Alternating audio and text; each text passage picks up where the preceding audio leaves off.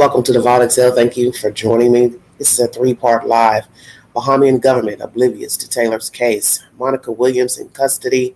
Hurtt twins cautionary tale. Thank you for joining me. If you'd like to donate to this great network, $ Big Angie 129 Cash App, stickers, and chats. I was welcome during the live stream. Three-part live, everybody. Fox 13 Memphis is source number one. Starts now. I am so grateful that it brings some relief knowing that this person will no longer be able to do things like that to someone else. So we pray for her and her family, because her family has been affected just as much as we have. Wow. These two parents received word today that police arrested the woman accused of gunning down their daughter.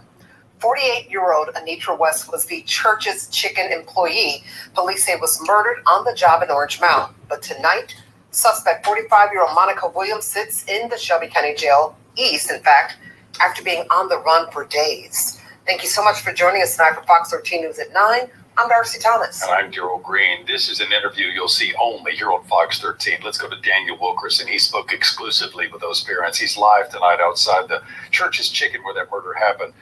So, Daniel, first of all, it's hard to imagine how those parents are able to give that sort of grace this soon after their daughter's murder. How did they take the news of the arrest? You know, it's a complex situation. Darcy and Daryl, good evening to you. Good evening to you at home.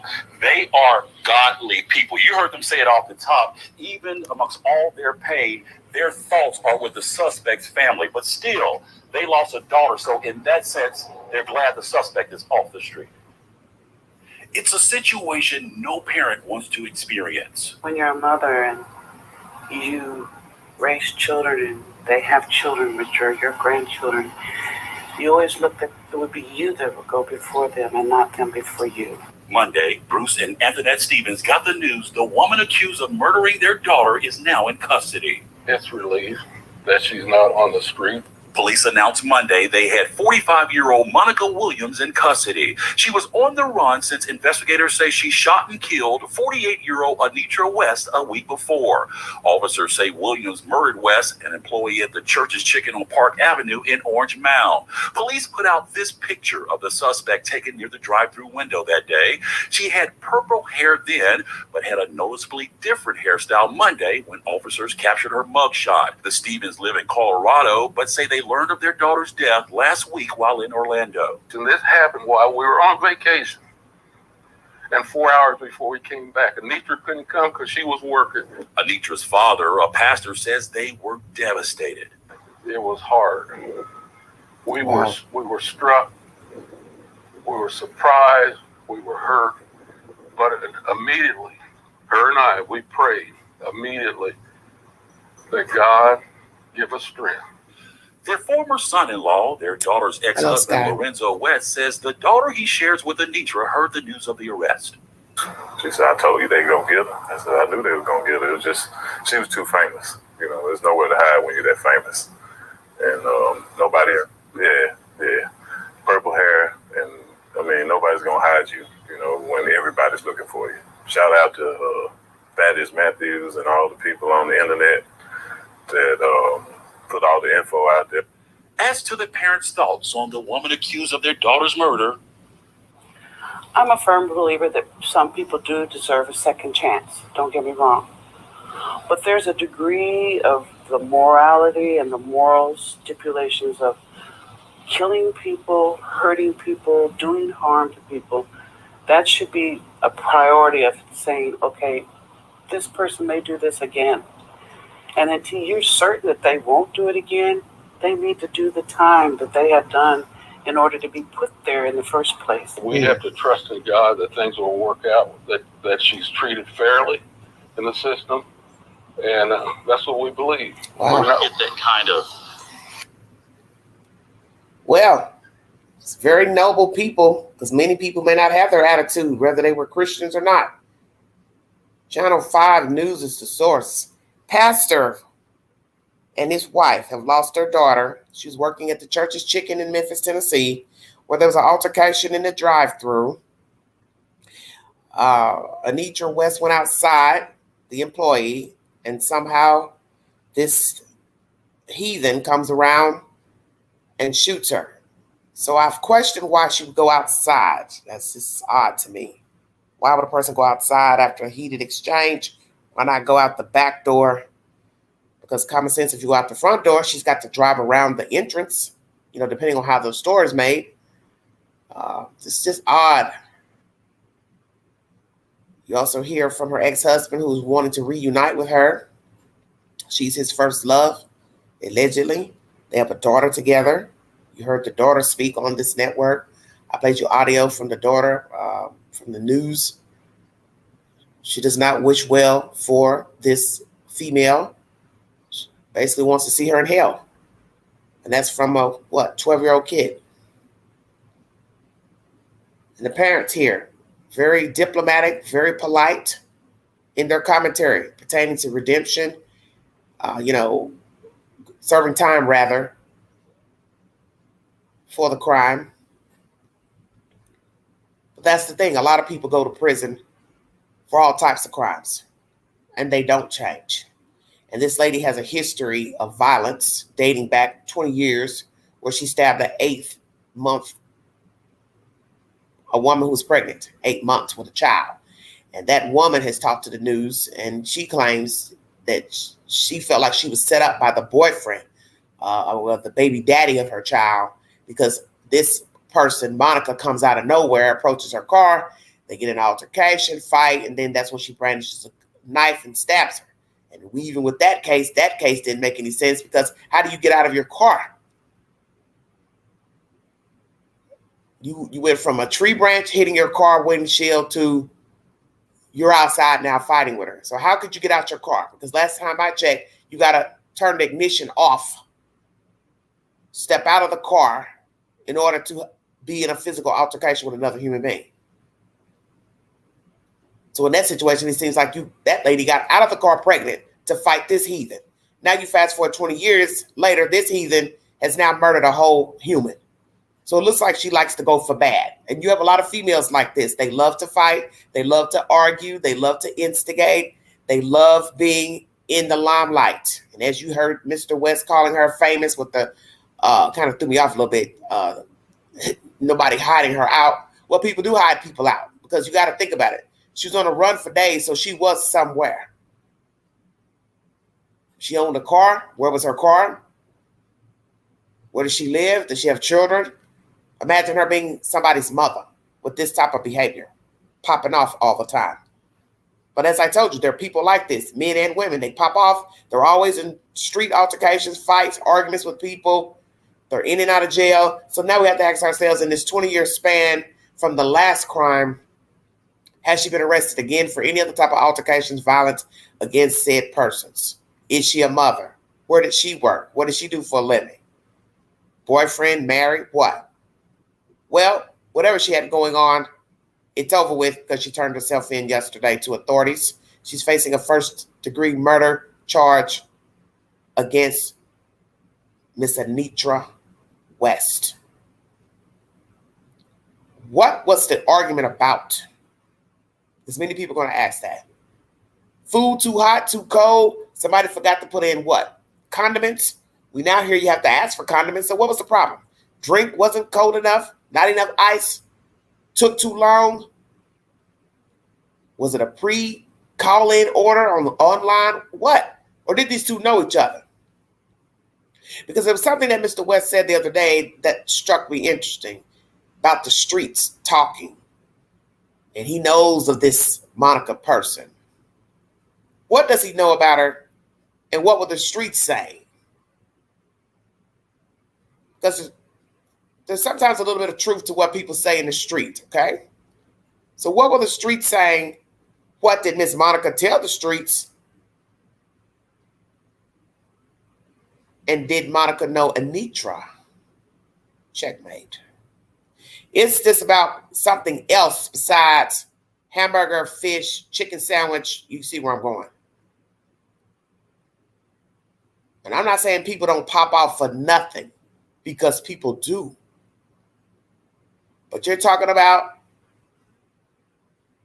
a fast food restaurant, more than likely Each person lives in the vicinity of the restaurant. Memphis is not that big to where people don't know one another. So what's this personal? Because that's what Mr. West was reiterating in his commentary last week. He said it was not about food.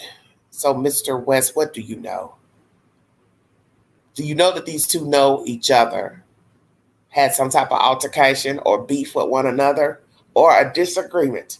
Or could it be that, as he was saying in his commentary, people talk, people say things, and people hold grudges, and they don't forget, and that's what leads to violence. And that's very true. Many people bypass the words, and now they're ready to hit the white meat. So was that the case with these two? That they have crossed paths with one another. Somebody has said something about the other, or somebody's friend, family member. They've dated the same guy, messed around with the same guy. What is it? Hell, same woman. I don't know, because, people get down different ways. What was this really about? What's this about a food order? And we have a lot of nasty people. People that work, they're nasty going to work. They're nasty in their responses. So did Miss West get crunk with her in the drive-through, said something to her rudely? This heifer already has a penchant for violence. It's not to say a person can't change, but she does have a violent offense of stabbing a pregnant woman years ago. So that's why I said, what has she been doing in her spare time before this murder? What's this personal between Monica and Anitra? What was said in that drive-through? Who said what to whom first? And how did it lead to murder outside of the Church's Chicken in Orange Mound? Because the dead can't talk. And what is this woman, Monica, going to say to the judge? Not guilty. But you shot her. Hopefully they have cameras to show the entire altercation. In the window, her pulling off, going around, possible conversations of Anitra inside of the restaurant, exiting out, and outside cameras. And anybody that was an eyewitness inside and outside. What a mess. And as I said too, imagine going to work and witnessing all of this. People arguing back and forth in a drive-through. You're thinking it's going to cool off at some point because somebody's got to drive off. But little do you know, your coworker is going to carry herself outside and the driver's going to drive around and she's going to shoot her standing outside of the Church's Chicken.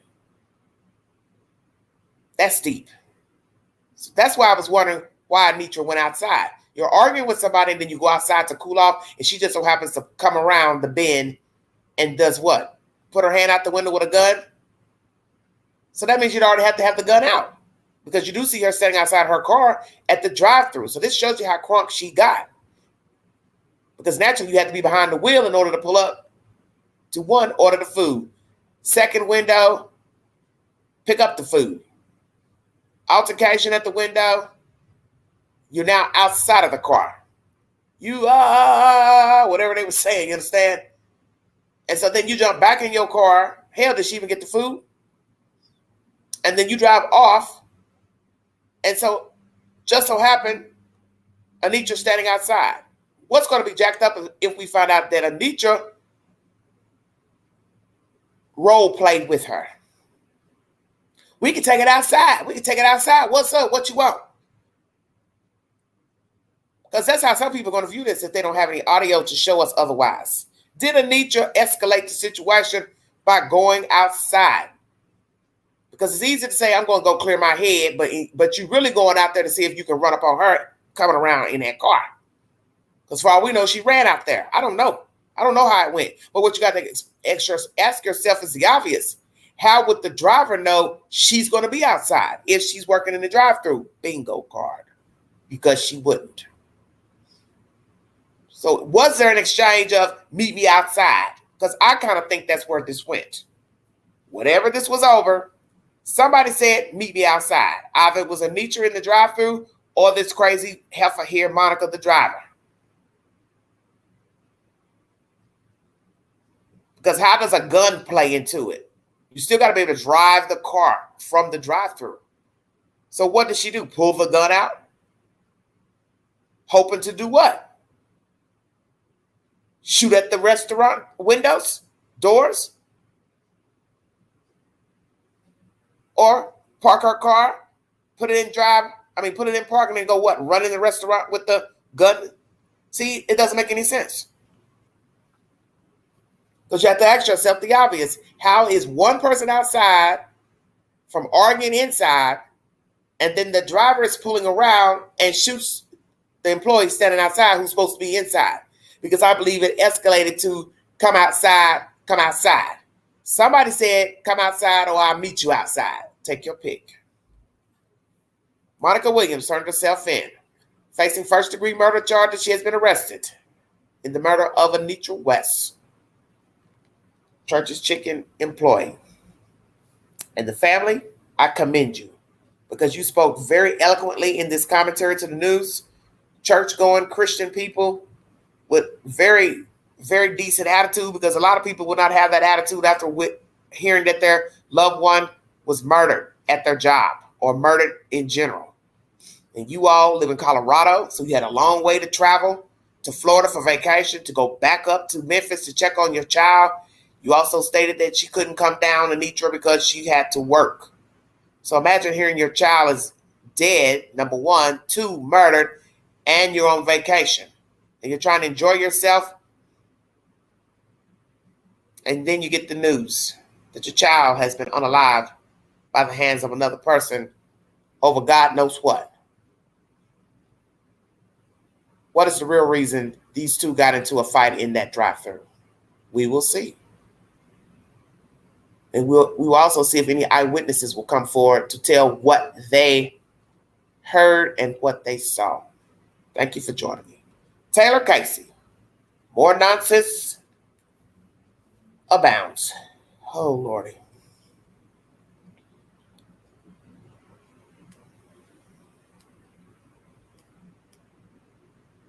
ABC7 is the source. Officials clarify misstatements in Taylor Casey's disappearance. Yoga retreat. Authorities in the Bahamas say they'll continue to fully investigate the disappearance of Taylor Casey. The Chicago woman was last seen there last month on a yoga retreat. In a new statement from the Bahamas Consul General, authorities say they are cooperating with U.S. authorities as well as Casey's family, even with claims from Casey's family that not enough is being done to find her. The chief superintendent of police was suspended from the force last week in an unrelated matter. Watch breaking news on YouTube. Subscribe. ABC7 Chicago. Woo, Queen's home, amen. Well, misstatements. What are those misstatements? What are those misstatements, Bahamian officials? Please enlighten the Queen. What misstatements? You mean the statements that Miss Williams, the friend, and Miss Colette, the mother, have been saying? You're not happy with what they have been saying. But you can't call them misstatements if those were their statements. What I find interesting about these people overseas, they are oblivious to what Miss Colette has told the public pertaining to her child. You all keep wanting to say she has congratulated you all and the U.S. officials for handling this case. She is not happy. What is it that you do not understand about Miss Colette's statements and the statements from her friend, Miss Williams, Taylor's friend, Miss Williams? You cannot put words in their mouths. You cannot make people believe what you are saying. And that's the thing about people. They feel like if I yell it enough, people will believe me. Well, some of us don't believe what you have to say. You have just removed a chief of police for nefarious business dealing with drugs and voicemails and taking bribes. Now you're getting up here saying we want to clarify misstatements. So which misstatements are you speaking of? Your own or those coming from Miss Colette? Because she is not happy. So therefore, you cannot make her, number one, be happy with what is going on over there. Number two, you cannot put words in her mouth. And you cannot try to overtalk and downplay what she has said by responding to what you think she should be saying. These are some very strange people over here. But that should be no surprise due to the fact a whole human is missing, and the mother and friend went down there and they did not feel safe, number one. Number two, they didn't like the rhetoric they received pertaining to her case, Taylor's case. And nobody's coming forward with information that's helpful and useful. This is just a hot butter mess. Going to give you a little more background on this nonsense. The Consul General of the Bahamas in Washington, D.C. said the Royal Bahamian Police Force has conducted a full and thorough investigation into the disappearance of Taylor Casey. So this is the Consul General of the Bahamas in Washington. So that means this is a representative from, I guess, Bahamas that works in Washington, giving this synopsis that an investigation is thorough. Is it thorough? We don't know because we're not there. The Bahamian government on Sunday addressed criticism over law enforcement's handling of the investigation into the disappearance of Taylor Casey, an African-American transgender woman from Chicago who went missing last month while attending a yoga retreat in the island country. The Consul General of the Bahamas in Washington, D.C. said the Royal Bahamian Police Force has conducted a full and thorough investigation and continues to cooperate with family and U.S. authorities in the discharge of the investigation.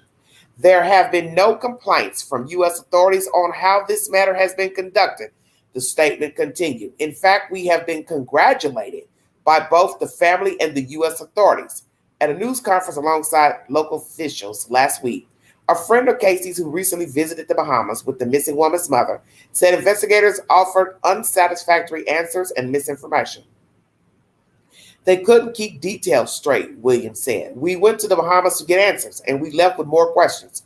And we left early because we feared for our safety. That's how dire the situation is. Williams went on to say that the authorities suggested Casey left on her own volition, but we know that's not true.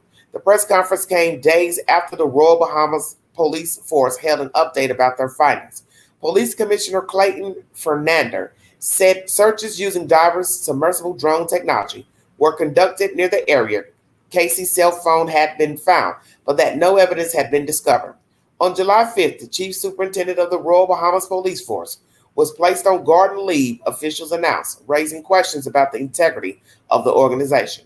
According to a July 5th bulletin from the police force, Michael Johnson, chief superintendent and officer in charge of the Criminal Investigation Department, agreed to a garden leave, a policy similar to paid leave, following recent social media circulation of voice notes involving Johnson. In Sunday's statement, the Consul General said there are a number of material misstatements in the press attributed to various spokespersons. We urge those making comments, therefore, not to prejudge this investigation by making comments that are manifestly prejudicial, and untrue. Their message continued in part. The complete statement can be found here. News 5 Chicago is the source. So basically, the government is saying, oh, Lord have mercy, that a thorough investigation has been conducted or is ongoing.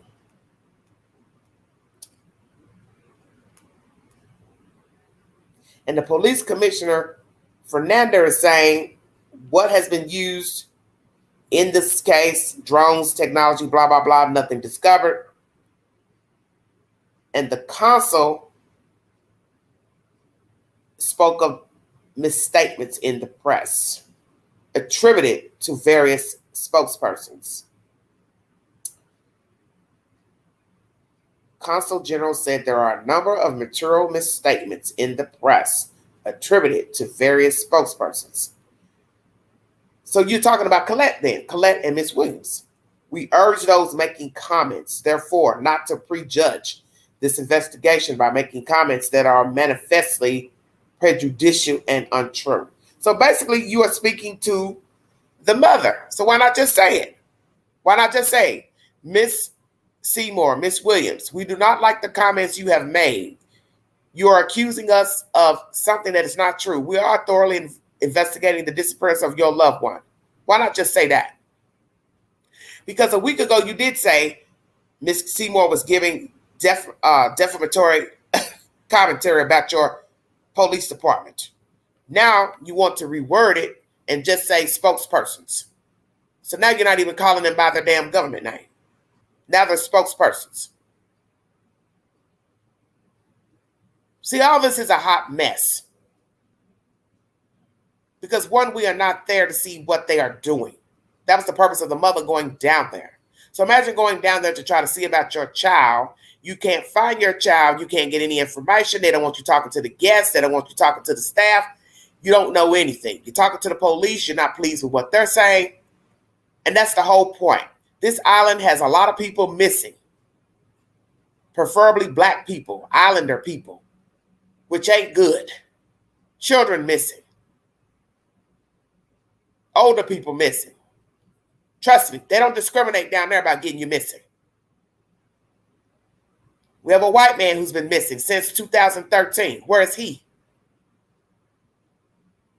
From the same ashram, okay? Sivananda Ashram. Allegedly, he went snorkeling. Hasn't been seen since 2013. That's a long time ago. We're now in 2014. Where is Wesley Bell? Where is Taylor Casey?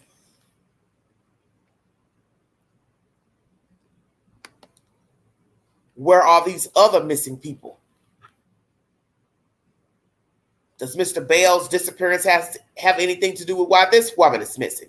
Damn near 10 years later, but nonetheless, he's a human, she's a human. Was she targeted because of her gender? Somebody knew that was a man dressed up like a woman or perpetrating as a woman. Did somebody figure it out? Did somebody confront her about it? It's too much going on.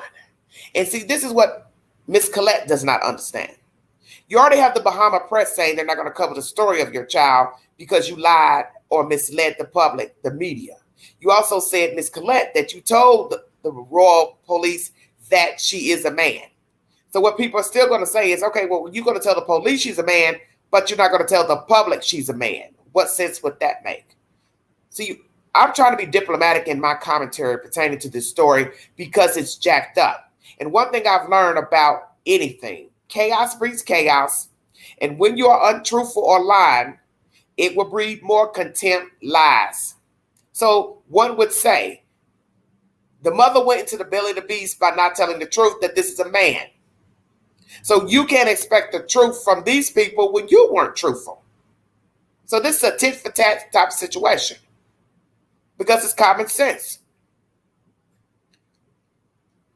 When you're dealing with people, you can't accuse them of being a liar or deceptive or non-compliant if you are also doing the same.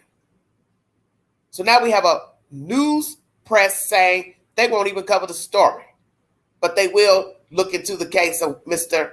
Wesley Bell. Are you hearing this? This is bizarre behavior on all fronts. So now we've got a newspaper retaliating against a missing person who can't defend themselves if indeed they're dead, held hostage. They're taking it out on the mother because the mother didn't reveal that he's a man. She's a man. So how is that mature news coverage?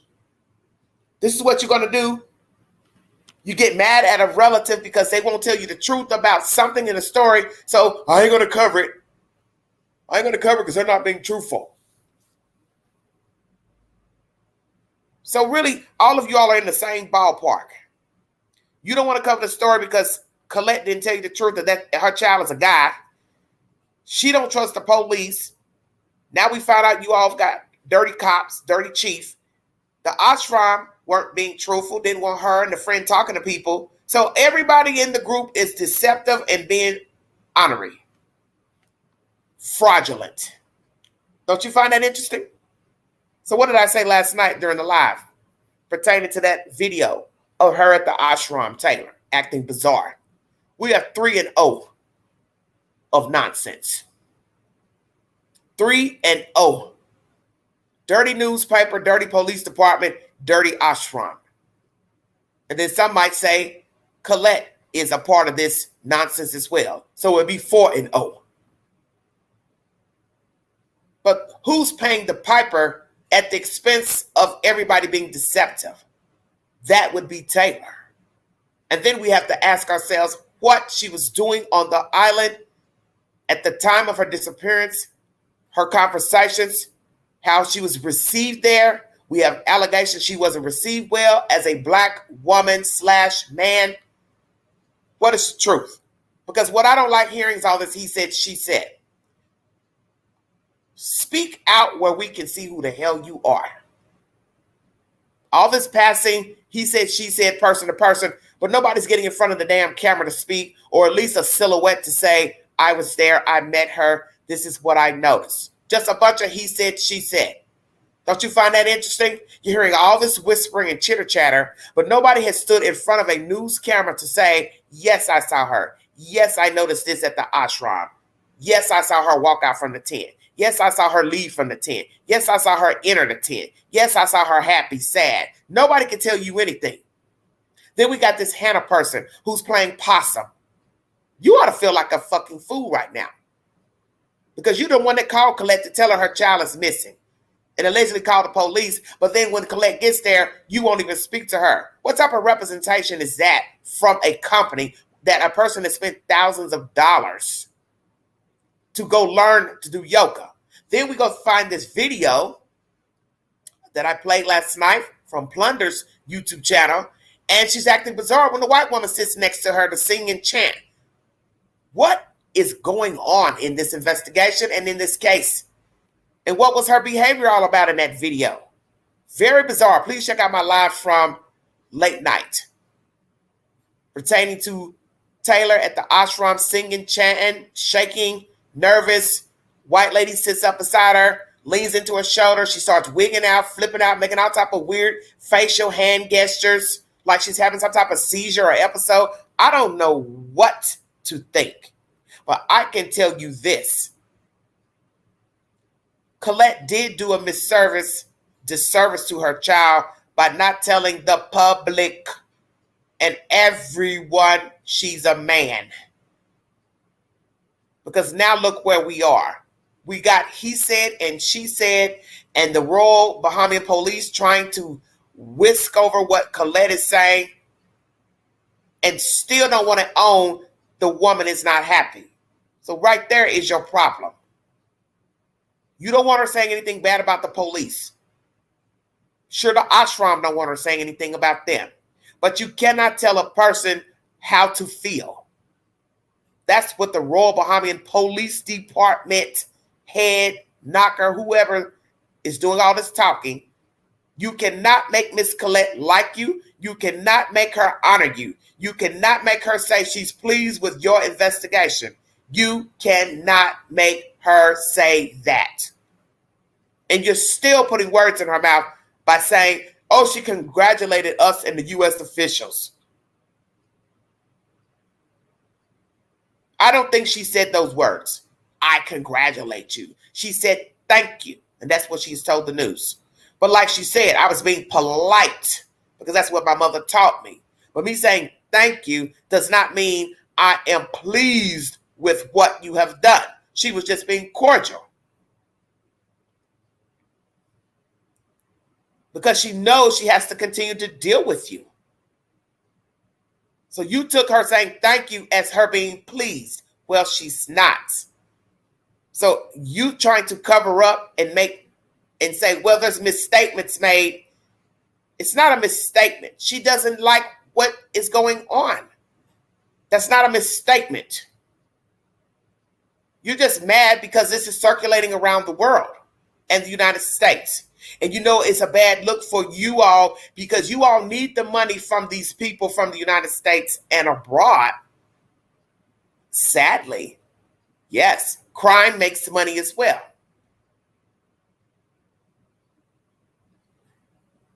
You do not want the island to look bad. So the ashram don't want no static. The police department don't want no static. And as far as this consulate or whoever person speaking on behalf of what's going on overseas in the Bahamas, how do you know it's a thorough investigation? Because we are not there. Miss Colette's not there. And if the United States government has not set on soil to go look at the ashram, talk to the ashram, talk to the police to see what evidence you've gathered, we don't know a damn thing. So I'm going to ask you, what have you gathered from her phone? Has the United States government been able to get into the phone? Because the Bahamian police told us they can't get in the phone. Well, we expect you all not to be able to get in the damn phone because we don't even see that you would even have adequate data text support to open a phone. You probably couldn't even get in an Android. Yeah, I'm saying that. And your attitude right now is unkind. Because you can't tell the mother how to feel. If she got a bad vibe when she went there, that's her perception.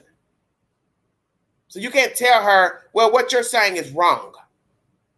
You're being defamatory about us. That's her perception. That's Miss Williams' perception. And I don't blame them. I would have hurried up and got back on a plane and got out of there too. Because what you have to tell yourself is the facts. The child went missing. She's still missing. Almost a month. Why would I want to stay down here and my child is missing? Because if she can get missing, I can get missing. It's not a myth. It's common sense. Until they know for sure how she went missing, hell no, I wouldn't feel safe down there either. What happened to Taylor Casey?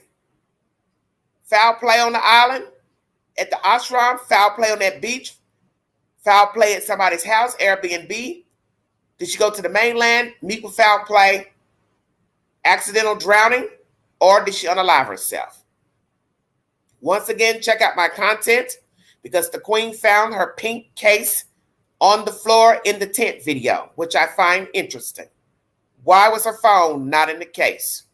Most people carry their cases along with their phone. Most people do not take their phone out of the case unless they're having problems with their phone. So they need to take the back off to check it, blah, blah, blah. The point is, most people keep their cases on their phones. When you look at the tent video, the case is a long pink case lying on the floor. I have shown it on this network. Feel free to double back to check it for yourself. Why was her phone out of that pink case? Somebody needs to dust the prints on that phone case just to see if there are other unknown fingerprints, DNA on the case. Could it be somebody went in her tent, took her phone out and her journal and threw it out there in the water? Don't know. Just asking. Could be nothing. But I find it strange her journal and her phone would be found in the water. So exactly where was the journal floating? Was it 50 feet down as well? Because people are going to wonder, you only mentioned the phone being 50 feet down, but you didn't say that the journal was 50 feet down. Pay attention, everybody. First article, I believe, said, or commentary I heard, journal was near the phone. So you want me to believe a phone and a journal were 50 feet down together. So what am I supposed to believe? That sounds like somebody was under the water with the phone and the journal. Like they were scuba diving with their phone and their journal. And who would go scuba diving or snorkeling with their journal and their phone, knowing it would get damaged? So did this woman walk into the water and drown herself with her journal and her phone and took them with her? Because 50 feet down is a long way. And if you throw a phone or journal in the water deliberately, only gravity can explain how it got where it got. Because who's going to be able to repeat it back? So this is a weird and bizarre story of an American who traveled to the Bahamas to learn how to teach yoga. Was not revealed that she is a he. Now the public knows that she is a he. There's this back and forth between Miss Colette, her and Taylor's friend, and this Royal Bahamian government police department. Now we've got counsel working for the Bahamian government saying it's a full investigation. What is the U.S.'s role at this point? That's what we want to hear. I don't want to hear anything else from anybody related to the Bahamas. I want to hear from the United States government. Where you all are in this investigation, what is your role in this investigation, and what have you found out? Because right now I don't trust anything coming from them because they don't even want to own this woman is not happy with the investigation, and they keep glazing over her comments and statements and putting words in her mouth that she congratulated them. And as she said, I said thank you, but it does not mean I'm pleased. I was just being civil. And yet, after she said that a week ago, they're still glazing over her commentary, which to me shows signs that you are being deceptive because you don't want to accept the fact she's not happy. So if you have this type of attitude to put statements out into the universe to glaze over what Ms. Coletta said, you will do the same in the investigation. Checkmate. Prayers to the family, prayers for justice, if indeed this is foul play, and just prayers for transparency. Because nobody's going to trust these people to investigate this woman. And frankly, it wouldn't matter if it was Taylor or somebody on the island. If you have people doing nefarious business as far as taking bribes, you have people probably doing all types of things. And right now, everybody needs to use common sense. The ashram has not been forthcoming. They didn't even notify their own patrons that the woman was missing until 7 days later through an email. 5 days by Facebook post. So you don't know what happened to her on that property. Off the property. Don't know if this was staged through the phone. Somebody threw her phone and journal in the water deliberately. So you don't know. But 50 feet down is a long ways. That's why I'm saying, could it be the woman walked in the water? Was in the water. But then what makes no sense is why would I be in the water with my journal? Did she become depressed on the trip? Because we have commentary that she said it was hard and it was intense. That's coming from Colette and another friend, Jessica. So did she become discouraged on the trip? Discouraged with the ashram teachings and the protocol and the schooling, and she gave up. But then one would have to say she was already depressed when she got there then, because who would just give up because of a course, a damn yoga course? It's just yoga. It's not that serious. But everybody takes things differently, weighs things differently. What upsets you may not upset somebody else. And her behavior was odd in that session. Too odd and freaky for my taste. Because right now, if I was to do yoga or learning how to play the flute or instrument, somebody decides to come up and sit beside me, I don't think I would wig out like that. Unless I've got some internal shit going on and don't nobody know nothing about it. That's how I look at it. So does this woman have mental problems, mental anxieties, disorders? And it played out on a video. Because I'm telling you, her behavior was odd as hell. Facial ticking and moving and throwing her hands out. And I was like, what is going on? I didn't know if maybe she had been on a drug or took something, or I didn't know what to think. So that's when I said to myself, it's a good thing this video was released, but it also makes you wonder if people really knew who this woman is. Do you really know her? Because her behavior is bizarre in this video. Please check it out. It's on Plunder's channel. I also played it last night if you want to watch my video. Appreciate it. But the behavior is asinine. And I don't mean to be rude, but it made no sense to act like that. Just because somebody sits beside you trying to hold a leaflet to sing.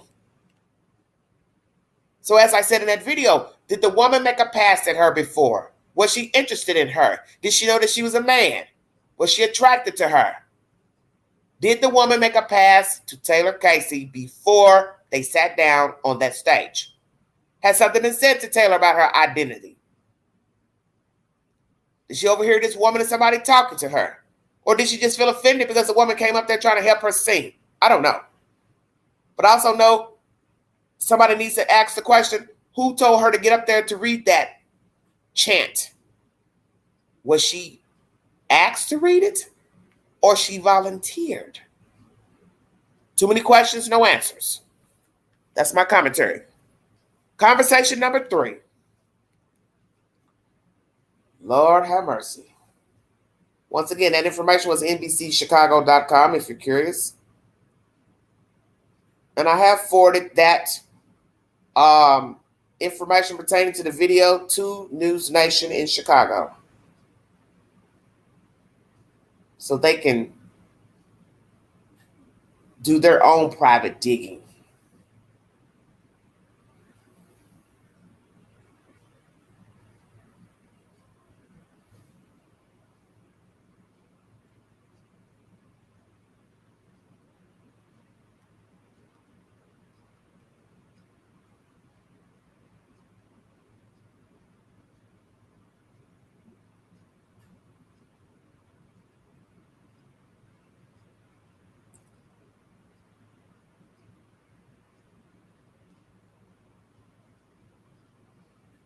Hold on, because I sent them that message.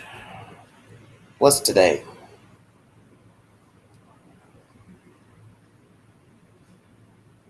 $15th, $16th. Today's the 16th. I sent the information yesterday.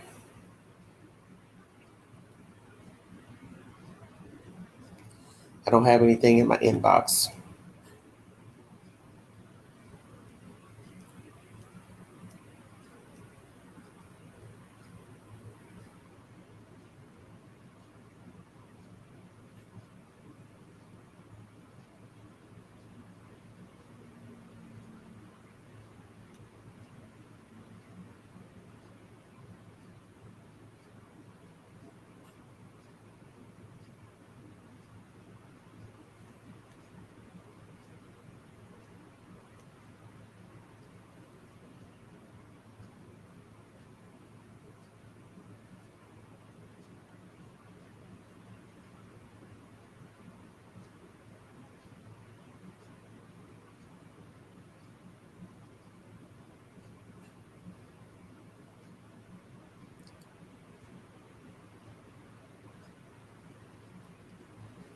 All right, everybody, I was checking something. Thank you all so much for joining me. Got a few listening. Social media. I told you I was going to do a story pertaining to social media and children, social media in general. Is it right to be posting videos of your children to social media? You want the world to see how funny your children are, their responses. But is it a good idea to be posting any type of content about your child to social media? Global News is the source. 1 year ago, this was posted.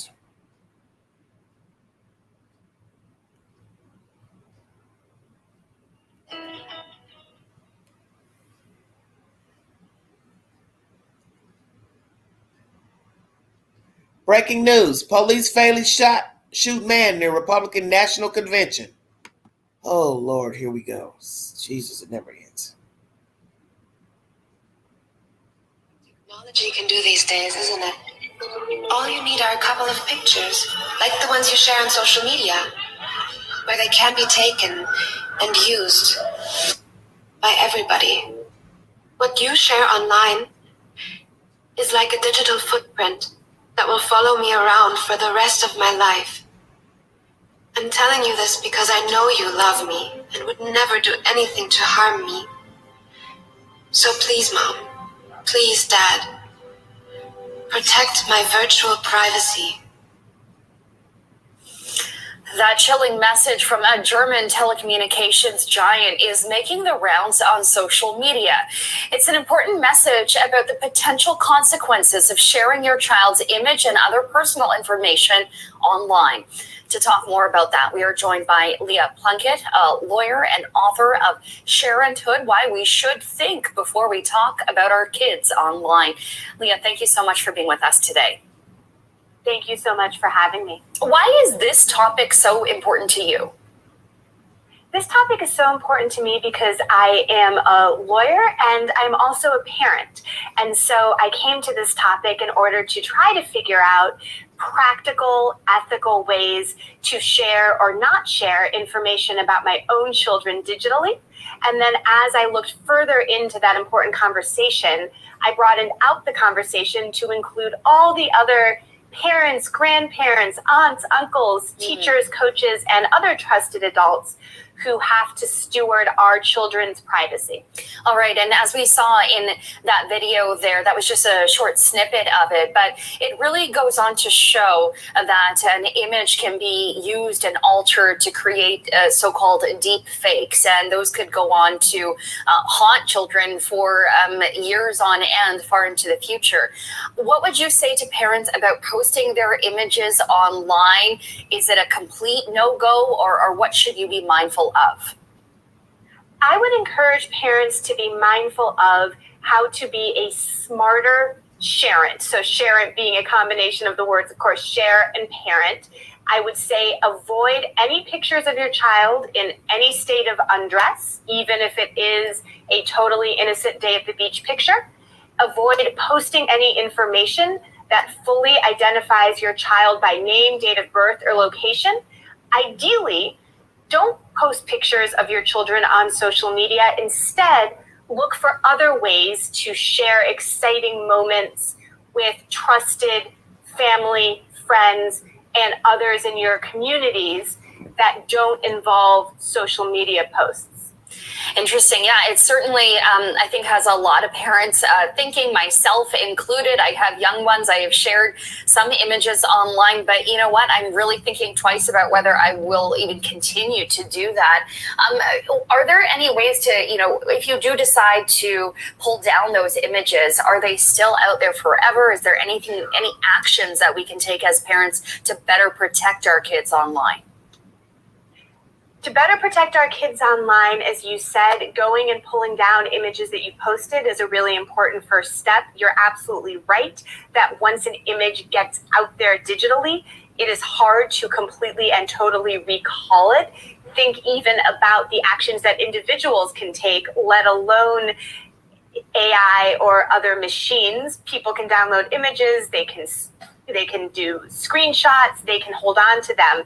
But I would say a really good first step is, if you've already posted, go ahead and take those pictures down and don't post future ones. You can also make sure that anything that you need to communicate in the future is done through a more secure channel, like a secure messaging app. You can also model good digital citizenship practices for your children in ways that are age appropriate and developmentally appropriate for them, such as asking for their consent or at least their input before you ever share anything about them digitally that you're not required to share. I don't mean that parents should stop using digital medical records, for instance, or digital educational records, but in terms of the social sharing, involve your children and model for them that once a picture leaves the privacy and goes into a digital setting, then it can be used and reused and repurposed in countless ways now and in the future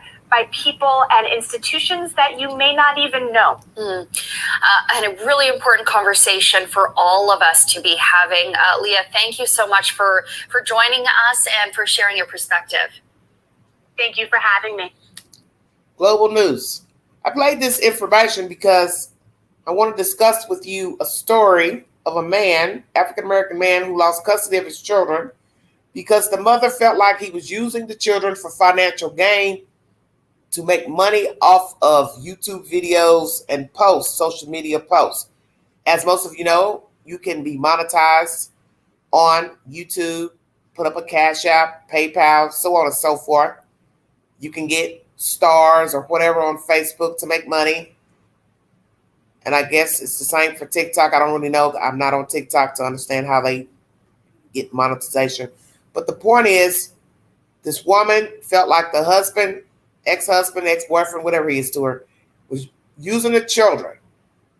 And he has now paid the ultimate price for posting social media videos of his children. Now, I can say from what I have seen the past couple of years of people filming their children on social media, when I came to social media in 2018 on a formal platform, I would agree that some people, I believe, are using their children, their grandparents, their relatives to make content. Because as I had said before in my live stream, I remember watching a video a few years ago of somebody filming their dementia, mother, grandmother, whomever had dementia. It was a guy. And he just kept asking her over and over and over, what's my name? What's my name? It became annoying to me. Because my thing is, how many times are you going to ask a person who has no memory of something, their damn name and who you are and blah, blah, blah? Why would you keep doing that? And then you're filming them. So is that right to do that to that person? Because they're not aware of what you're doing. Because they have dementia. So is it right to constantly film people in their normal habitat? Just like this little black lady. She's no longer alive. Her granddaughter was taking care of her. She's made probably a lot of money off these videos that are still in the YouTube queue, filming her grandmother. And every 5 seconds, it's the same thing. Grandma, grandma, grandma, grandma. Following her around. Grandma, why are you doing this? And at some point, you have to step outside the box and ask yourself if this is right. Because what starts off as funny, okay? What starts off as funny, that's funny to you. Don't mean it's funny to this guy over here listening or this lady over here listening. It can become redundant. Grandma, what you doing? Grandma, what you doing? Grandma, what's wrong? Grandma, what you doing? She's following this old lady around the house, and you start to realize that if you have any type of common sense, this isn't right. Because the grandmother starts to quit back. And she obviously had a feisty attitude, and she probably had that attitude in life, and it played out even with her not having a memory, losing her memory. And she would say to the granddaughter, why the F are you following me? What do you want? And to some people, that's cute. That's funny. Oh, look at grandma. She's sassy. But is it cute? Is it funny? Because at some point, you can see the old lady is annoyed and she's telling her in her right frame of mind, why do you keep bothering me? You hear her say it. Why are you bothering me? Why are you following me around? What's wrong, grandma? What's wrong? Why can't I talk to you? Why can't I follow you? And you hear the old lady telling her, why don't you go find you something to do? Why do you keep following me? So you got this old lady walking around with a little purse. She'll sit down. She carried a purse everywhere she went around the house. You can tell there's not nothing in the damn purse. But she sit down. Here comes the granddaughter. Grandma, grandma, grandma, grandma. And the grandmother's telling her, will you please leave me alone? Come on, you guys. At some point, you have to say, this is an invasion of privacy. Here's a person with dementia, can't even enjoy what little lucidness they have without you following them around with a damn iPhone. Yes, it's disrespectful. And this goes for your children, your neighbor, whatever you're filming. At some point, it's not cute. It's not funny. You open up the videos, you look at all these comments. Oh, look at grandma, she's so cute. Oh, grandma's so funny. Oh, I miss your grandmother. I'm sorry she's not alive. Everybody's got a comment. Comment. But are you doing a disservice to that person? Because now they have no privacy. Now you have the children. It's almost like they're acting. And some people say, oh, this is like they're acting because now they know to turn on when the camera comes on. And you have feisty children. Hey, where you want to go eat? You want to go eat at McDonald's? No, I don't want that. I want Burger King. Well, why you want Burger King? Because I said I want Burger King. So it's like, what is actually real and not real? What is putting on for the camera? From the person you're filming to you filming them. And are you invading their privacy? And as you hear in this commentary, you need to be careful what you show pertaining to children, your family, your friends, because you can be found. People can alter those pictures. People can sell those pictures. People can post those pictures anywhere on the dark web, pornographic sites. This is not what you want. So now we're going to show you the downfall of posting videos of your children to social media and also monetizing those videos to make money. WUSA 9 is the source.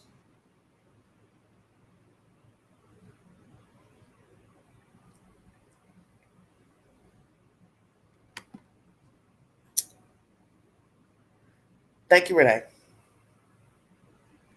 Story involves a family you may have seen before. A Maryland father and his two boys, his twin boys, known as the Hurtt twins. They're known to thousands of people for their viral videos. But a recent court order claims those children have been exploited. And as a result, the boys' time with their father is now limited to 1 day a week in a supervised location. Our Larry Miller spoke with the dad who says the allegations against him are far from the truth. Here's tonight's special report, Fighting for the Hurtt twins. We're about to take over the internet. I'm not only a father, I'm a dad. Like, I'm nurturing. I love my sons, and I just want the best for them. Emotions run deep for Jerron Hurtt Sr., the father of twin boys known to a legion of online followers as the Hurtt twins. Some of the videos that remain online have thousands of views. Because the twins are minors, we have decided to blur their faces. Can I drink some of this? Hurtt is fighting to get full custody of the twins after a judge said the boys are being exploited by their dad. His visitation was limited to 1 day a week in a supervised location. After a hearing earlier this year, Judge Nancy Papora awarded the twins' mother, April Johnson, full custody of the boys. In her opinion, Judge Papora wrote Hurt's judgment was alarmingly poor. Oh, sorry about that. Jumped off. Sorry about that, everybody. So the judge says his decisions was poor. And is fraught with exploitation, which is not in their best interest and presents a danger to their safety. The primary concern for the judge, those videos of the children online. Some show the children engaged in typical play. Others, described in court, show the children in sensitive situations like medical appointments. In addition to generating thousands of views, those videos also generated considerable income from subscriptions, ad sales, and donations for Hurtt. Growing up, my uncles, my mom and aunt will tell you, like, we always recorded. It was just something we did when we had, cookouts, family functions.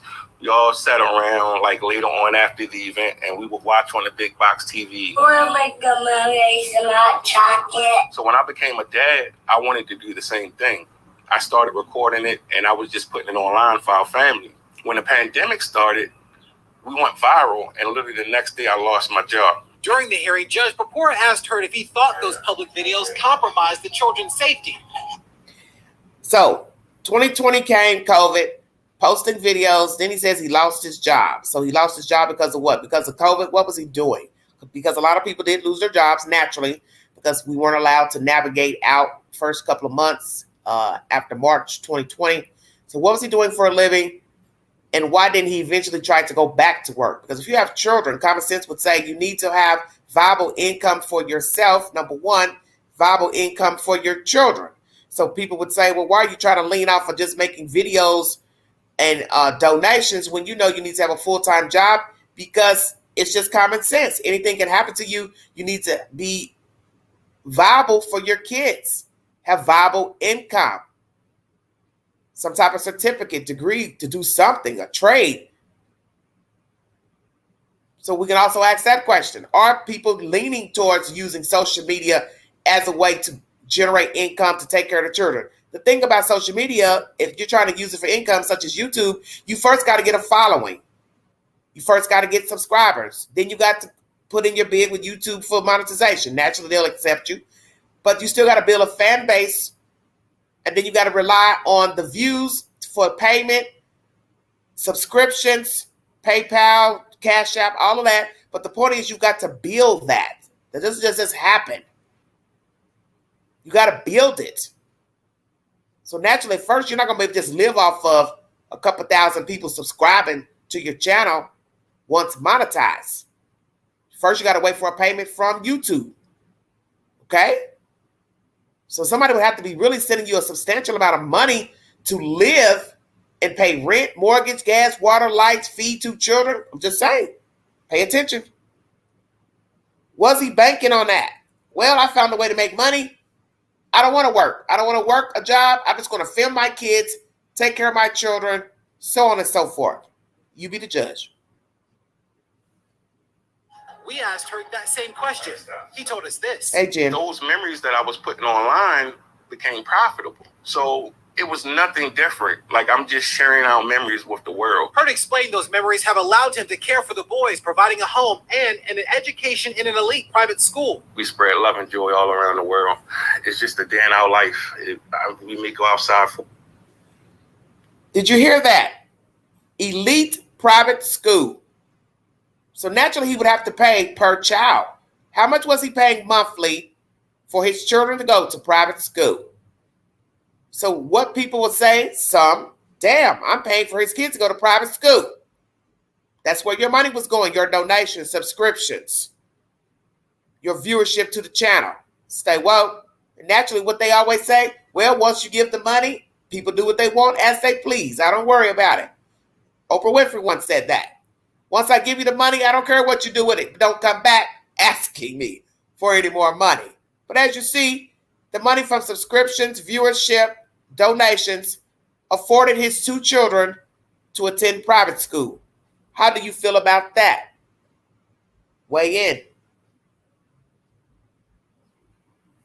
I'll walk and I record 5 or 10 minutes, and I've learned how to take those emotional moments and show the world how children can solve their problems. The twins' mother declined our request for an interview, but said in a statement she had no comment and asked for privacy for herself and her boys. But the boys' mother was clear in a counter complaint she filed that the children were being exploited by Hurtt in an attempt to raise money for himself and gain internet fame. Is it possible that things may have gone too far? No, I don't think anything went too far. This is the same way you have child actors and stuff like that. And the thing is, we're not even acting. Like, this is just our life. Judge Papora ordered Hurtt to remove all video content of the children from online. Accounts managed by Hurtt show videos of the boys were removed. Since the judge's order, Hurtt reached out to his followers for help, posting videos like this. There are more dads just like me that love their children and would love to show up for their children. There's a Change.org petition demanding Hurtt's custody be reinstated. It has more than 7,000 signatures. Hurtt even teamed up with Dr. Bernard Jennings, who was instrumental in advocating for the passage of Florida's Good Dad Act. The law gives unwed fathers more rights in the health, education, or religious decisions of their children without a court order. Jennings wants to see it passed nationwide. There are good dads out there that are suffering silently because they don't have time with their children. There are children that are suffering. There is statistical analysis that will show you that children that have time with both parents fare better. As for Hurtt, he's hoping an appeal will grant him more time with his children. In the meantime, he continues to post videos online, but without the boys. I'm trying everything I can. I have to use our platforms. I have to speak out. I have to tell the injustices that's going on. I have to tell about them ruining families. Larry Miller, WUSA 9. So, did the judge make the right decision?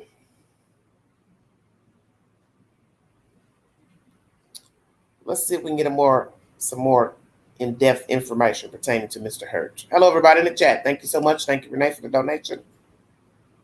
Weigh in, everybody. Give me your comments while I do this quick search.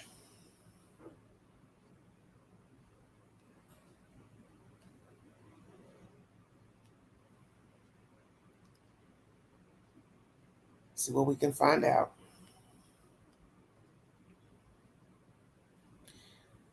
He has 170,000 followers on YouTube called The Hurtt Story. This is Daddy's story. I now bring awareness to the injustices dads face in family courts, how we're guilty until proven innocent. So is he a decent person? Weigh in. After a 5-day hearing, a judge awarded full custody of the Hurtt twins to their mother and limited their father's visitation to 1 day in a supervised location. WUSA 9 is the source. Let's see what we can learn from this. What's crazy, Val?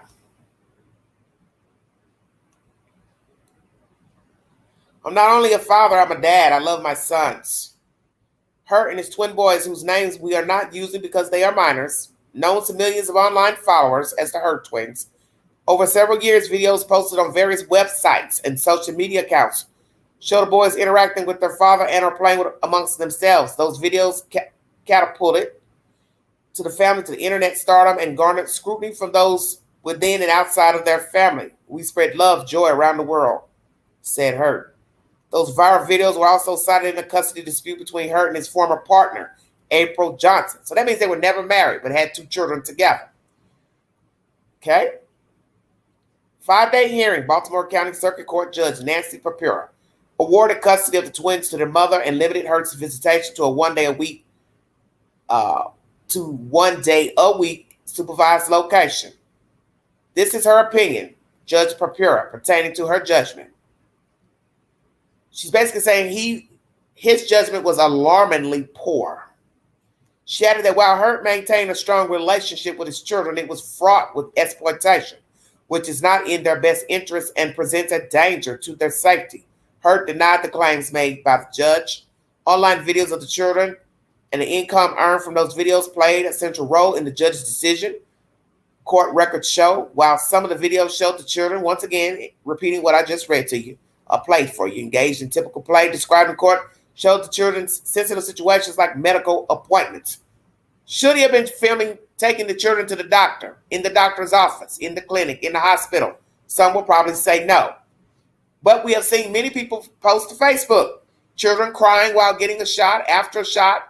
Should you be filming that? Should you be showing pictures of your child crying before, during, and after getting immunizations? Stay woke. According to court records, videos amassed thousands of dollars a month in income from subscription sales, donations for Hurtt. Then he goes on to talk about growing up with his aunts and uncles and them filming each other at cookouts and functions, watching things play back on a big box TV. So this is what got him started filming his children. The judge basically says the online content compromised the safety of the twins. Those memories that we were putting online became profitable, Hurtt told WUSA. So it was nothing different. I'm just sharing our memories with the world. So he's saying it. Yeah, they became profitable. Well, the judge had a problem with that. He explains those memories allowed him to care for his sons, providing a home, quiet, safe neighborhood, education, elite private school. Court testimony, though, showed Hurtt had not set up a trust fund for the twins, and a college fund was depleted to pay for Hurtt's living expenses. Repeat, no trust fund set up for the children, and a college fund was depleted to pay for Hurtt's living expenses. So that means at one point there was a college fund that he set up, and obviously he went through that college fund to afford himself a way of life. When was the college fund set up, and when was it depleted? I'd like to know. Very interesting information now. April Johnson, the mother, declined an interview comment because she wants to protect herself and the children. But Johnson was clear in a counter complaint she filed. Children were being exploited by her in an attempt to raise money for himself and gain internet fame. So did he initially start out just filming it for something to do, but realized he could make money, and then it turned into just a money-making gimmick instead of really being genuine to just show the children in their daily lives? Because I think that happens with a lot of people. How something starts is not how it ends. You could start out wanting to be on social media, talking about your life, your this, your that. You may not even thought about being monetized or making money, but then you started seeing that you can make money. Somebody wants to give you gifts, money, and then it just becomes like TV. But as he said, oh, we're not acting. It's no different than child actors, though, but we're not acting. You be the judge. He doesn't think things went too far, referring to the attention that the children got online. Once again, comparing what he was doing to child actors and stuff like that. But we're not acting, it's just our life. He was ordered to remove all videos of the children online Accounts managed by her and reviewed by WUSA 9 appeared to show the content had been removed. Since the judge's order, Hurtt has reached out to his followers for help, posting a series of messages documenting his fight to have his custody reinstated. Change.org petition demanding Hurtt's custody be reinstated has garnered thousands of signatures, 7,000 as you heard in that other commentary. Somebody says this man has been the epitome of amazing father, wrote a supporter on the petition. When the narrative is that black men don't take care of their kids, here is a full display to debunk that myth. To help his cause, Hurtt teamed up with Dr. Bernard Jennings, who was instrumental in advocating for the passage of Florida's Good Dad Act. The law gives unwed fathers more rights in the health, education, religious decisions of their children without a court order. Jennings wants to see a similar bill passed nationwide. There are good dads out there suffering silently because they don't have time with their children, said Jennings. There are children that are suffering. Statistical analysis will show you children that have time with both parents fare better, which we've heard that. Hurtt hopes an appeal will grant him more time with his children. In the meantime, he continues to post videos online without the twin boys. I'm trying everything I can. I have to speak out. I have to use our platform. I have to talk about the injustice that's going on. I have to tell about how they're ruining families, said Hurtt. WUSA 9 is the source. The story is coming out of Maryland. Thank you for joining me. Renee says, I think it's fine to video your family, but only to share with your family and friends like the man said he watched on the big box, not a social media. Weigh in. I will post a poll pertaining to this story.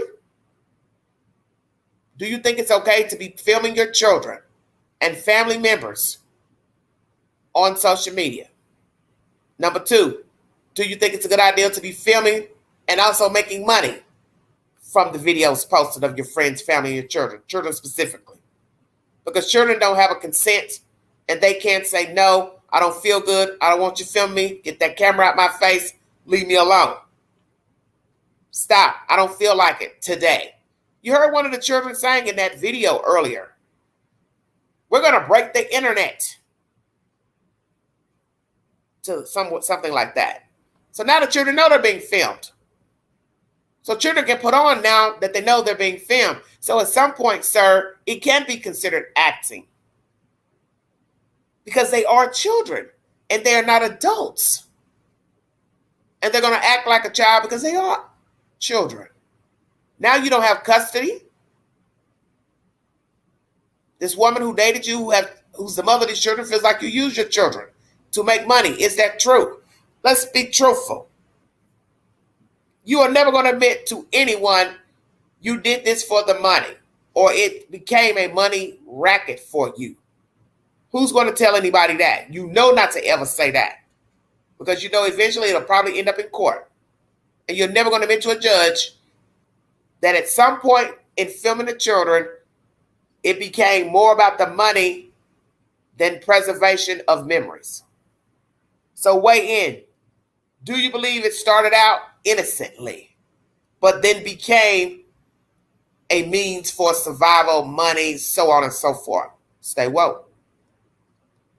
Will he get more time with his children? Will the judge give him more days to be with his children, supervised and or unsupervised? Do you think he should be unsupervised with his children? Stay woke. We're going to put all that up on a poll. You take those polls. The next live stream, I'll read you the results pertaining to Mr. Hurtt. So now he can only post about himself and what he's doing to try to regain custody and rights of his kids. Should he get rights and custody of his children? Visitations, weigh in. I'll put up a poll per question.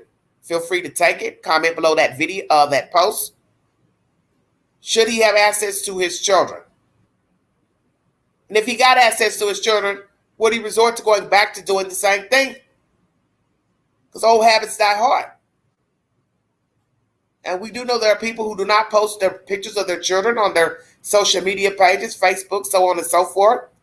And they also ask their family members not to share the pictures to Facebook. And I understand. I was talking to an older lady a while back who felt like she would like to share her grandchildren pictures to Facebook, but the parents would not send her pictures, don't want her sharing anything to social media. And I felt like from what I was listening to from her, the take I got is that she's got some type of dynamic that's negative between she and her son and the wife.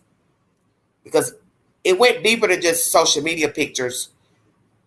They're never inviting them to do stuff like they do with the other family, the woman's family, her parents. So it's like a tug of war. Her son engaging more with the in-laws. Why? I don't know. Why they weren't inviting their parents to a lot of functions? I don't know. Last time we talked was a few months ago.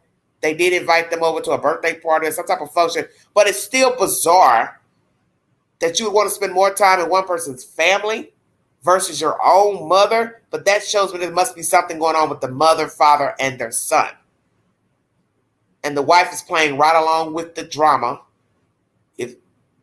Because if you're a wife, wouldn't you say, well, I don't know what's really going on between you and your parents, but we do need to include them in some functions, activities. So I think this situation is, not to get off subject, but there's something going on with this friend, associate I know, and her son and wife and kids. So really, them not giving her pictures of the children is just a symptom of a bigger problem that nobody is addressing. And as I told her, you're only going to worry yourself to death. It's best to be frank with people and honest, because they'll respect you more if you just tell the truth. Just say to your son, hey, what's the issue? What's the problem? Have we done something to you, offended you? You seem to be spending more time with your in-laws. Hey, we want to be a part of your life as well. We want to be a part of the children's life. There's no sense we're living in neighboring counties, towns, and we don't see the children. You don't bring them here. You don't let us keep the kids. It's always an excuse. And I got what she was saying. Because if you hear that the other in-laws are keeping the children, then you can't come to me and make an excuse. Oh, you can't keep the kid because the baby's sick. They've got health problems, blah, blah, blah. I get all that. Not trying to jump off subject, but just I remember her mentioning something about not being able to get pictures of the children. But I felt like there was a bigger problem to why they weren't giving pictures. They had some other stuff going on that really didn't have anything to do with any pictures. That's just my assessment. But as far as this case with the Hurtt twins, I don't know this man. I don't know the baby mother. But one thing I found interesting in listening to this content a few weeks ago, why did he have custody of the children in the first place? Bingo card. See, that wasn't addressed in this news commentary. Why was he raising the children? So did he get the children by natural selection? She just said, hey, you can raise the children. Then people are going to say, well, man, why are you letting this man raise your children? Because most children are raised with their mothers. So why did he even have custody of the kids? Did he have legal custody by paperwork? Something happened with the mother. He had to go to court and get custody, or she gave them to the father. See, none of that's mentioned. I'd like to know that, because I did find that interesting when I found this story a few weeks ago. Why did he have custody of the children? Did he get granted custody through a court?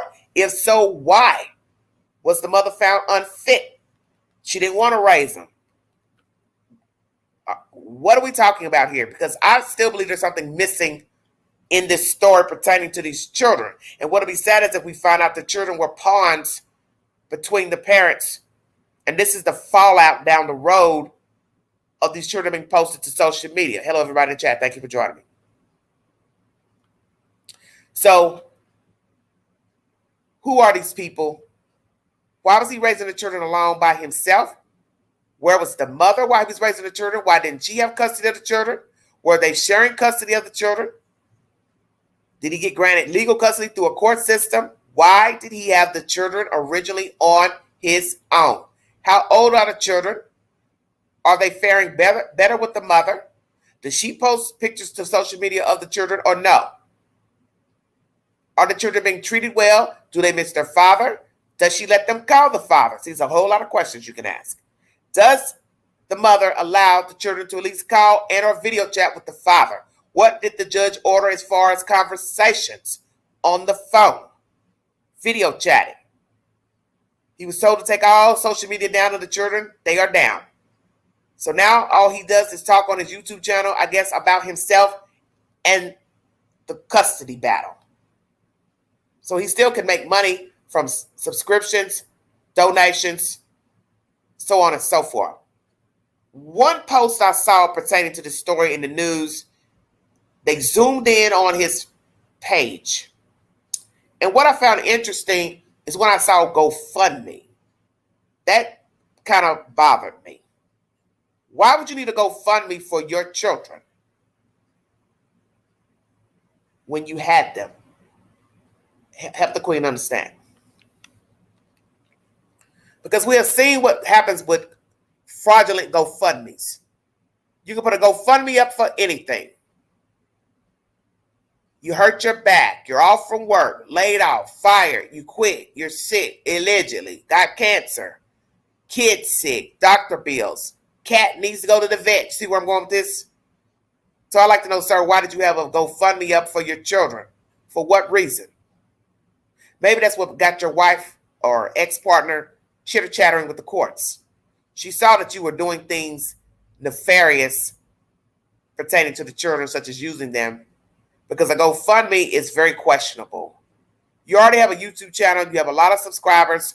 People are donating money. You're getting paid by viewership, subscriptions, and whatever else you're trying to sell yourself on your channel. Why would you need a GoFundMe? So that's suspect to me.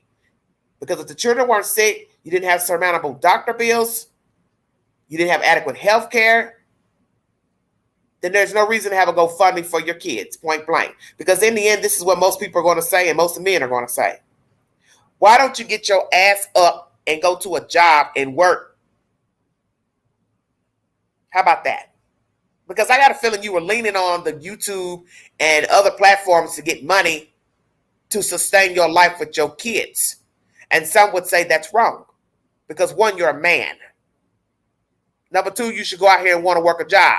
COVID, no COVID. COVID's over. COVID is over. So there's no excuse not to get up and go to a job. Because in the end, you need to have a job because you're the father. Same thing if you're the mother. You need a job. Now, there are people who rely on social media as their income. That's their choice. But you cannot bank on that. And I tell you why you can't bank on that, sir. For the very reason you're in the situation you are now. Somebody called your bluff. It went before a judge, and you lost custody of your children. You had to take down the videos, and now you can only see your children once a week supervised. That's why. Some may say this judgment is wrong. Some may say it's right. You're entitled to your opinion. But the point I'm making is if you have children, you need to be working. You are not handicapped. You're not disabled. You don't have a mental disorder. You need to get off your lazy duff and go work. Because I think what happened is you became complacent with what happened with COVID.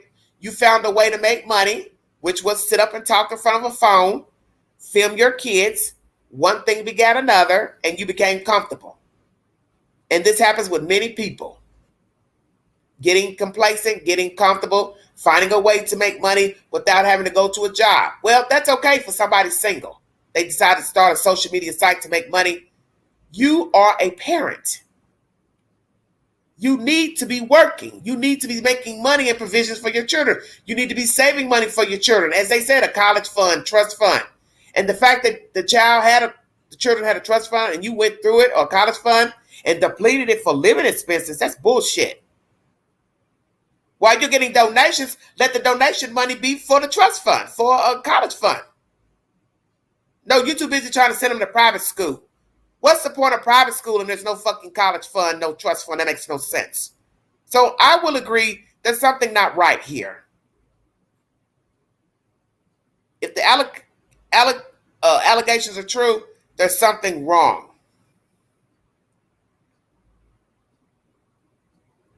Because if you're getting free money from others, you should take some of that money and save something for your children. If you didn't have a savings or checking account for the children, something is off right there. People who have extra income will put money to the side for their children. Either savings, checking, college fund, whichever, whatever they can afford. I don't care if it's just $2 a week, whatever they can put up.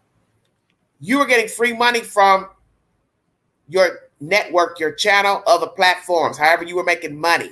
There's no excuse for you not to put some money up for your boys. And the fact that they mentioned in this commentary, there was a college fund, but you depleted it, which means you went in and took money out to live off of, that shows me you are not really invested in your children as you say you are. That's my opinion. Because if I find out you had a college fund and then the college fund is no longer, and I know there's still school-age children, I'm going to ask you, well, what happened to the college fund? So I'd like to know, what did he tell the judge pertaining to the college fund? Oh, I had to go in there to do this, to this, to this. I needed this, this, this. See, this doesn't make any sense. Getting free money for kids, but they don't even have a savings, a checking, or a college fund. That's stupid. It's stupid. Should people post pictures of the children to social media? Number one. Should they post videos of the children? Number two. Should you be posting pictures of them going to the doctor's office, in the doctor's office? Number three. Should this man have lost custody of his children? Should he regain custody of his children? Should he get more time, visits, supervised, unsupervised with his children? Should the children remain in the care of their mother? Are the children faring better with the mother? Do they miss their father? Do they miss being filmed? Stay woke. That's my commentary, everybody. Thank you for joining me. Like, share, subscribe. Drop your comments below this video. Take the polls. I appreciate it. Somebody's been shot outside of the Republican National Convention in Milwaukee. I will put up a short pertaining to that information and also share it to my community page, a video of the said information. Take the polls. Be heard. Voice your opinion. And if you'd like to donate to this great network, $Big Angie 129 Cash App, stickers, and chats are welcome in the live stream. 3-part live. Bahamian government says they're fully investigating the disappearance of Taylor Casey. Check out my video from yesterday or early this morning pertaining to the bizarre behavior at the ashram. A video is now available, circulating, of her behavior, which is very bizarre. Monica Williams is now in custody. She's been accused of murdering Anitra West, a Church's Chicken restaurant employee from Memphis, Tennessee. She's in custody, arrested for first-degree murder, and the Hurtt twins. They are now in the custody of their mother. Judge removed them from the care from the father because the mother claimed he was exploiting the children for money. Thank you so much for your time, everybody. Have a wonderful week. Stay hydrated. Stay cool. And also the movie of the week is Rebirth, now playing free on Hulu. Thank you. You've been listening to the Vault XL.